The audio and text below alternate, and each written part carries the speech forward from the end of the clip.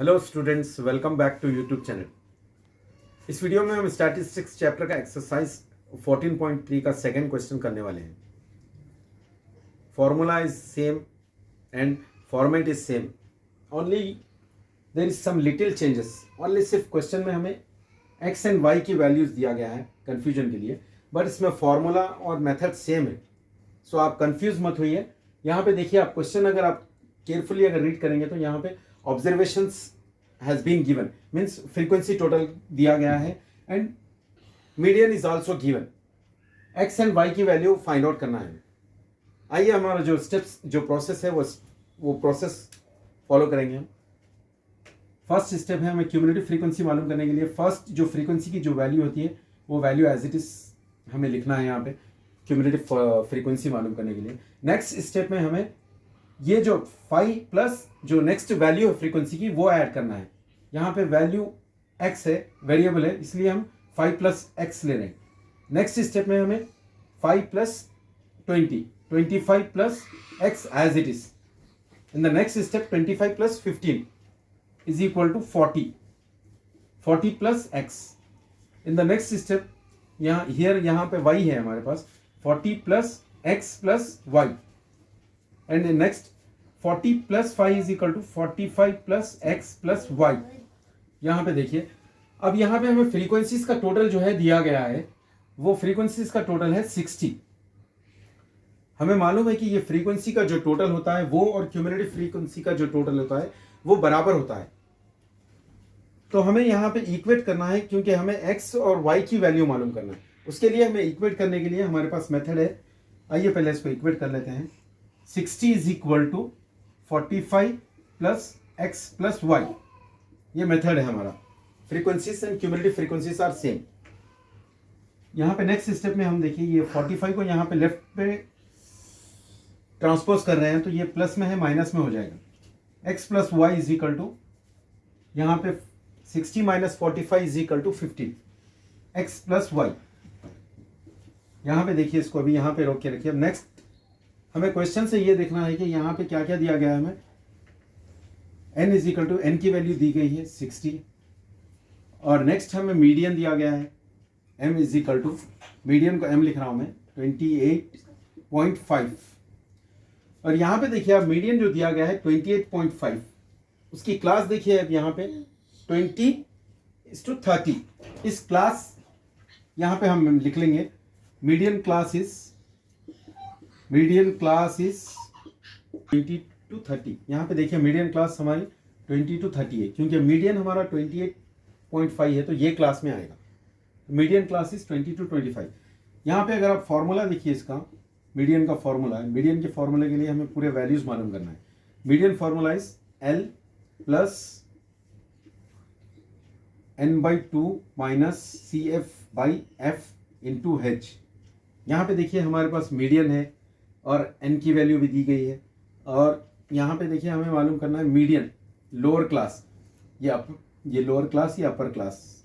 L stands for lower boundary of the class, lower boundary of class interval. So यहाँ पे हमारा L है 20, so L is equal to 20। यहाँ पे लिख लीजिए आप 20 L प्लस n/2 की जगह n/2 फाइंड आउट करने के लिए हमारे पास n है 60, n की वैल्यू 60 है। 60/2 इज इक्वल टू 30। तो यहाँ पे हमारे पास n/2 की जगह 30 minus CF stands for cumulative frequency of preceding class. यहाँ पे देखिए cumulative frequency of preceding class is 5 plus x. Cumulative frequency of preceding class, ये क्लास है हमारी, इससे पहले की ये class 5 plus x divided by F की वैल्यू है हमारी फ्रीक्वेंसी कौन सी है हमारी, ये क्लास में देखिए हमारा मीडियन 20:30, ये फ्रीक्वेंसी हमारी 20 है। और H जो है यहाँ पे जो डिफरेंस है क्लास इंटरवल में जो डिफरेंस होता है 10 to 30, यहाँ पे डिफरेंस हमारे पास है 10 का डिफरेंस है, तो H is equal to 10, H की वैल्यू 10 है। And CF is equal to 5 plus x. यहाँ पे आप फॉर्मूले में जो टर्म्स है उसके पूरे वैल्यूज आप यहाँ पे लिख लीजिए ताकि आसानी से आप प्रॉब्लम सॉल्व कर सकें। और एफ है यहाँ पे हमारा फ्रीक्वेंसी है 20। C F stand for cumulative frequency. मैं फिर एक बार रिपीट कर रहा हूँ, हमारा क्यूमुलेटिव फ्रीक्वेंसी निकालने का मेथड ये है कि फ्रीक्वेंसी की जो वैल्यू होती है फर्स्ट जो स्टेप में हम लिखते हैं सेम वैल्यू लिखते हैं, नेक्स्ट में हम जो फ्रीक्वेंसी की जो रिमेनिंग वैल्यूज है उसको ऐड करते हैं स्टेप बाय स्टेप। अब देखिए यहाँ तक तो हमने ये पूरे वैल्यूज सब्स्टिट्यूट कर लिए हैं और ये मीडियन जो है मीडियन भी दिया गया है 28.5। अब यहाँ पे से हम ये प्रॉब्लम इसको सिंप्लीफाई करेंगे 28.5 as it is 20 as it is plus सबसे पहले हमें पता है कि पहले ब्रैकेट में जो वैल्यू होती है उसे हम सॉल्व करते हैं 30 minus 5 minus into plus minus x by 20 10 as it is. In the next step 20 is as it is. मैं स्टेप बाय स्टेप कर रहा हूँ ताकि आपको समझने में आसानी हो। 30 minus 5 25 25 minus x by 20 into 10। Next step में आप ये कट कर दीजिए 10 1 जा 10 2 जा 20 प्लस 25 माइनस एक्स बाई 2। अब ये वैल्यू हमारे पास बचेगी यहाँ पे 28.5 तो एज इट इज है यहाँ पर। अभी मैं मेट कर यहाँ पे जो रिमेनिंग जो स्टेप्स है वो कराऊंगा यहाँ पे।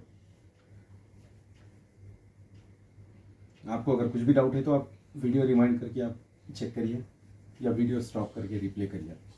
यहाँ पे देखिए मैं रिमेनिंग जो स्टेप्स है मैं वो कर रहा हूँ। यहाँ पे 28.5 यहाँ तक हमारा आंसर आ चुका है। यहाँ से आपको सिर्फ सिंप्लीफाई करना है और कुछ नहीं, पूरे हमने वैल्यू सब्स्टिट्यूट कर चुके हैं। 20 प्लस यहाँ पे देखिए आपको स्टेप्स समझने के लिए इजी लिख रहा हूँ। 28.5 is equal to 20 plus 25 minus x by 2। यहाँ पे देखिए मैं इसको ये 20 को इधर लेके जा रहा हूँ।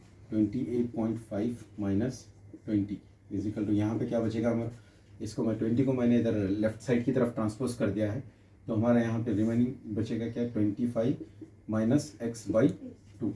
यहाँ पे आप 28.5 माइनस में से 20 निकालेंगे तो 8.5 बचेगा लेफ्ट साइड की तरफ और ये RHS की तरफ राइट साइड की तरफ 25/2। नेक्स्ट स्टेप में आप इसको ये 2 को इधर लेके जाइए, मल्टीप्लाई करिए इसको यहाँ पे रफ में आप 8.5 इंटू 2 आपका आंसर आएगा 17। LHS की तरफ 17 25 माइनस एक्स है